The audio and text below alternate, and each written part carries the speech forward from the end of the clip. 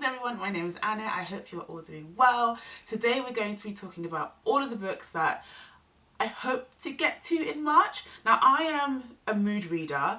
I don't tend to do TBRs, but I found that I was getting a little bit overwhelmed with all of the books that I wanted to read and all of the books that were coming out, and I figured that if you make a plan, at least I know that this is the book I perhaps want to read next once I finish reading my current read. It's just a little bit more of an organised way of doing it. Now there are a lot of physical books on this TBR for this month because I noticed that I do tend to gravitate towards audiobooks. There's nothing wrong with them. I love audiobooks, they're fantastic. Anyone who says they don't count, whatever. But I think there is also a really good benefit and lots of benefits in reading the physical copies of books, and that's one of the reasons why I try to get more into reading as well, and I don't want to sort of ignore those aspects. So I'm going to try this month to read way more physical books. We'll see how that goes.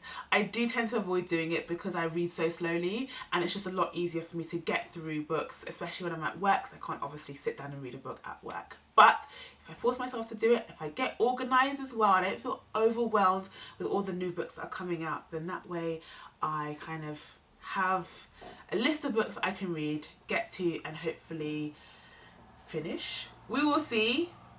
You'll see in my wrap up for March if I do get through all of them, but fingers crossed that I do. I at least want to make the effort to. I figured that I would kick off this video talking about the book that I'm currently reading, so I'm not very far into it, and that is The Rage of the Dragons by Evan Winters. This is a West African inspired revenge story, and so essentially we have a main character in the story who kind of just wants a chill life. You know, the whole world that they live in has just been centered around war, fighting, killing, and people are sick of it. And so the main character just wants to grow old, get married, have some babies, and just live his life. But then he loses people and his life takes a turn for the worst. And so essentially this book becomes a revenge story.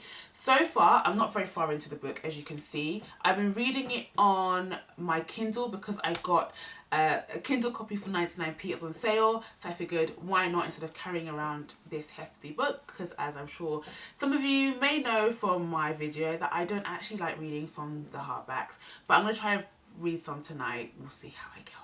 But essentially, so far, I'm enjoying what I'm reading. I'm liking the characters. It's brutal because the story is about war and fighting, and so far, all throughout the book, it has literally just been people fighting. So it'll be interesting to see where the book goes and where the character that we are following, how his revenge plot comes around. There's been so much hype around this book, and I think this is one of the few books I'm actually going to let myself buy into the hype. But we'll see. I'll probably do a review of this when I get done with it. Now, I'm trying to read from genres that I don't usually read from. I think I have mentioned it before, and so I picked up To Be Taught If Fortunate by Becky Chambers. This one is a sci-fi book. That's the vibe I'm getting from it. And in this book, I believe humans have developed the ability to survive during like long haul flights to different solar systems.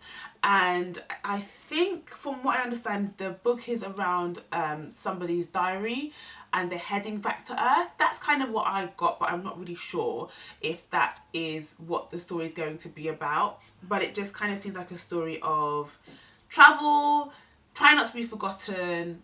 I could be wrong, we'll see. I'll find out when I read the novella. But it's a short read, so I should be able to get through the physical copy, which is kind of why I picked it up. And hopefully it is an interesting one, because whenever I'm going on like sci-fi reads, I always see this one pop up on Goodreads. So we will see if this is an enjoyable one for me. Next, I have Foundryside by Robert Jackson Bennett. This one was actually on my fantasy master list of the books I want to get to in 2020 that are fantasy reads.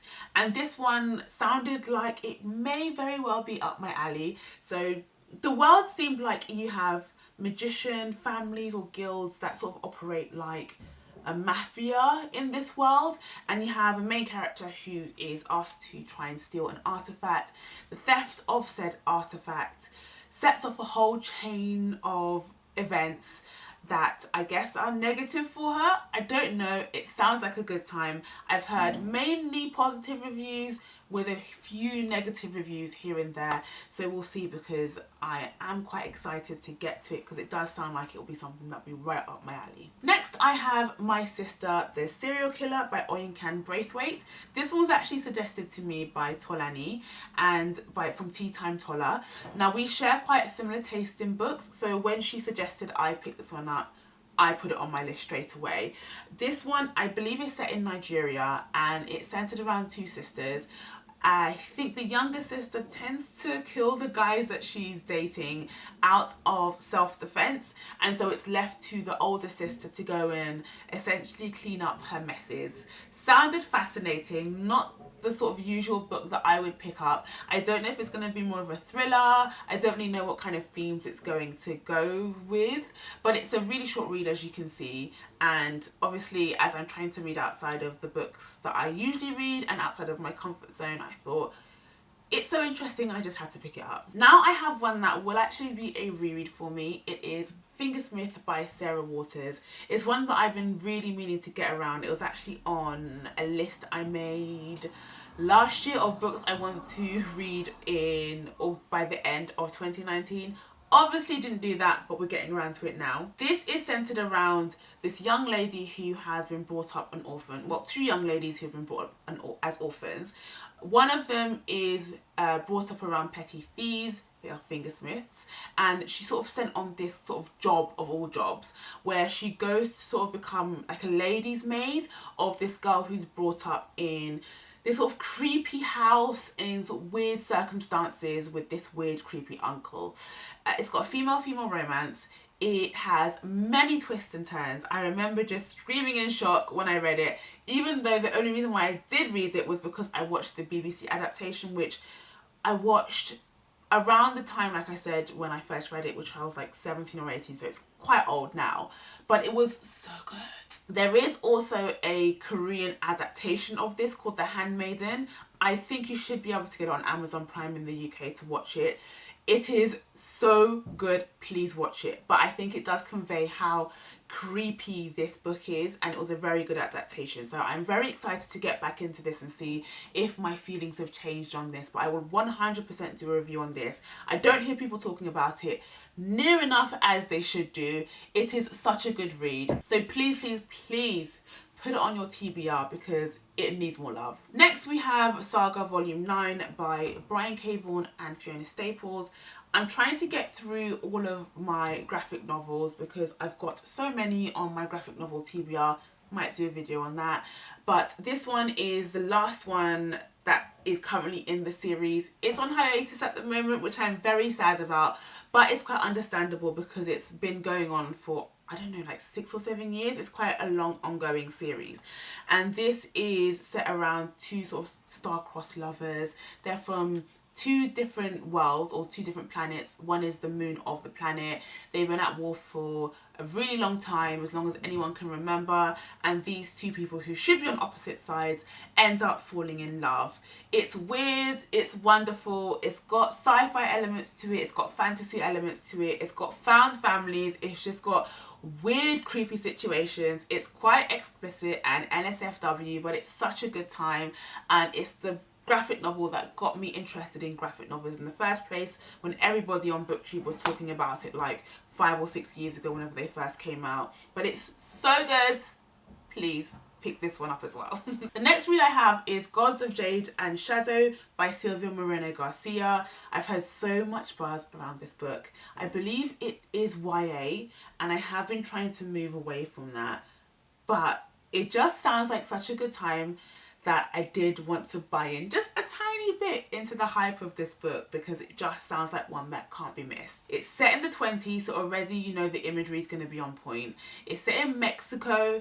It's set around Mexican mythology, Mexican gods, and I love that because I think I've gotten to that point, and I think most people have gotten to that point where we're kind of tired of hearing about Beauty and the Beast or Cinderella or the same old Western stories being remade. We need stories of other gods, other mythologies, other fairy tales. Like, give me all of that. And so this sounds like it's just going to be a whole load of adventure, a whole load of beautiful imagery, and just a new story that I can be entranced in. So Gods of Jade and Shadow is one I'm very excited to get to, just because it sounds like all the flavour. Now I have The Memory Police by Yoko Ogawa. This is translated works from Japanese, and I think it takes place on an island in Japan where people have been made to forget something or an event that has taken place. I'm not really sure. It's all very much a mystery that's going on in this town, and so whenever anybody remembers, or if anything turns up to do with what should be forgotten, people get taken by the memory police. And so I think people are trying to now uncover what it is that should be forgotten. I don't know, it just sounded like a very intriguing read, and it's not something that I would usually pick up. I'm trying to definitely make more of an effort to read books from voices from all around the world, because there are so many stories that I won't necessarily read if I don't make the effort to go out and try and find them, and that's what I'm trying to do. And so I'm hoping that this will be a really interesting one. So I really want to read more Japanese authors, just more authors from around the world in general, because I'm kind of tired of getting the same old shoved in my face. Now, speaking of same old, I am going to start Sarah J Maas's new series. It's called House of Earth and Blood, and it seems like it's going to be sort of an urban fantasy sort of book set in modern day. It's an adult book, so I'm actually quite intrigued to see how it differs from what she's written before. I think I've said this quite a few times. At this point, I know I like her books, I just don't think they are well written, so I can't physically read them. I always read them on audio, which is why this is the one audio book that I've set out for the month to read. Like, I'm not even going to try and physically read this because it's not going to happen. But like I said, it'll be interesting to see if there is any improvement. If there is, maybe I will give the physical book a go. I don't know. I don't know a whole load about this book. I believe what the main character is half fae. There's deaths in there, there's investigations, there's mysteries that they're trying to figure out. I believe there's travelling to different worlds, which would be understandable because she, you know, writes really interesting worlds. I don't know, I'm just going to come along for the ride, listen to all the book, and we'll see how we go from there. That is it from me. I'm going to leave a poll on the side of some of the books I really want to get to this month. So if you think there are any that I should pick up straight away after The Rage of the Dragons, you are welcome to vote in the poll. And you can also leave a comment below if there are any favourites on the list that you think I would like, or perhaps not like. Well, you're welcome to put that all in the comment section below. But that is all. Feel free to show the like button some love, and feel free to subscribe if you would like more from me, and I will see you all in my next video. Bye.